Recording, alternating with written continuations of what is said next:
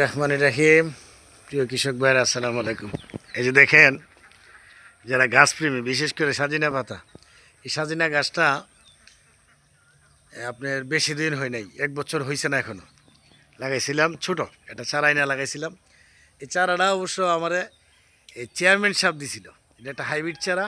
এই যে ফুল এসে পড়ছে কিন্তু মাশাআল্লাহ, গাছটা অনেক বড় হয়েছে। আমি আগাটা নিজে কেটে দিছিলাম, কারণ সাজনা গাছ কিন্তু আপনার নরম হই। এখন তো ঝড় তুফানের সময় একা কেটে দিছি, নাইলে ভেঙে ফেলে নিলে এবং গাছটাও মোটা হবে। আর বিশেষ করে সজনে পাতা আপনার মানুষের জন্য অনেক উপকার, কিন্তু খাইলে পাতাগুলো খাওয়া যা। তারপরে সজনা ডাউল দিয়ে পাকাইলে অনেক স্বাদ লাগে। তো যাই হোক, এই যে অনেক ফুল আসছে মাসাল্লাহ। আর বিশেষ করে আমার যে মিশরি ফার্মি মুরগি আছে, মুরগিগুলাকে আপনার আমি প্রায় সাজিনা পাতা দিই, দিলে এই পাতাগুলো খা এবং মুরগির জন্য ভালো।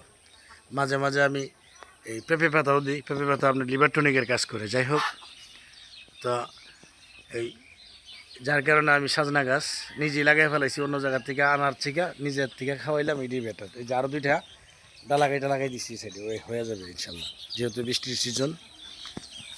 আরেকটি গাছ এক ভাই প্রশ্ন করছিল যে আপনি স্ট্রবেরি পেয়ারার কী অবস্থা। এই যে দেখেন আমার স্ট্রবেরি পেয়ারা, এই যে স্ট্রবেরি পেয়ারা অলরেডি ধরে ফেলাইছে। পেয়ারাটা খাইতে কেমন জিগেছিল, এটা হলো আপনার একটু টক টক ভাব এবং অনেক সুস্বাদু।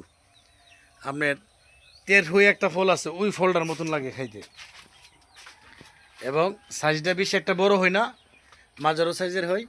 এই যে প্রচুর পেয়ারা ধরছে, কিন্তু এটা কিন্তু আপনার অনেকে দেখলে চিনতে পারে না, এটা হলো স্ট্রবেরি পেয়ারা। এটা গত বছরও ফল ছিল, অনেক পেয়ারা আসছিল। তো এবারও মাসাল্লাহ অনেক পেয়ারা আসছে। এই যে দেখেন। যাক, ভালো থাকবেন। আসসালামু আলাইকুম, আল্লাহ হাফিজ।